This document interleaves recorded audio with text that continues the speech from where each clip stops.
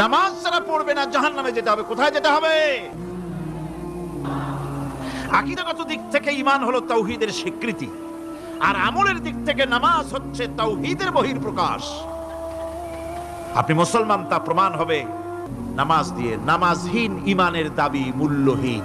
যার নামাজ নাই তার ঈমানের দাবি করার কোনো মূল্যই নেই। অনেক এরকম কথা বলে, হুজুর আমি মানুষটা নিতান্ত খারাপ না, যাই মনে করেন, গ্রামে রাস্তা বানাইছি, ব্রিজ করে দিয়েছি, কালভার্ট করেছি, এতিম মিসকিনরে তাও মাঝে মধ্যে খাবার দেই, বিধবারে কাপড় চোপড় দেই, মানুষটা আমি নিতান্ত খারাপ না, তবে এই মাঝে মধ্যে একটু নামাজ পড়ি না, তাতে কি আমার ঈমান নষ্ট হয়েছে নাকি? আমি বলি ভাই ঈমানই তো নাই, নষ্ট হবে কি? ঈমান থাকলে না নষ্ট হবে? ঈমান নাই। সুতরাং একজন মুসলমান যদি নামাজ না পড়ে নিজেকে মুসলমান বলে দাবি করার কোনো হক তার নাই, দাবি করার অধিকার নাই। নামাজ হচ্ছে জিন্দেগি, নামাজটাই মূলত জিন্দেগি। নামাজটা কি? জিন্দেগি।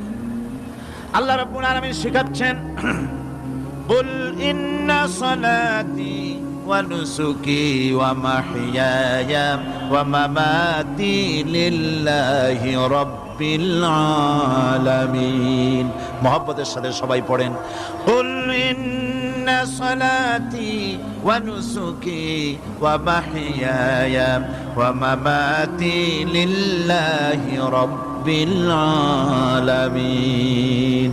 বলো আমার নামাজ, বলো আমার নামাজ, আমার কোরবানি, আমার হায়াত, আমার মত সবকিছুই আল্লাহ রব্বুল আলামিনের জন্য নিবেদিত।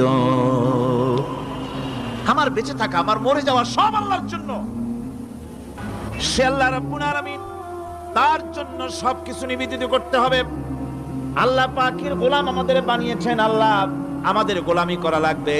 আর গোলামির নমুনা যাকাত দিয়া, হজ দিয়া, দান দিয়া, সদকা দিয়া, কোন জিনিস দিয়ে নামাজের মতো গোলামির উৎকৃষ্ট প্রমাণ বা নমুনা আর কিছুতে নাই।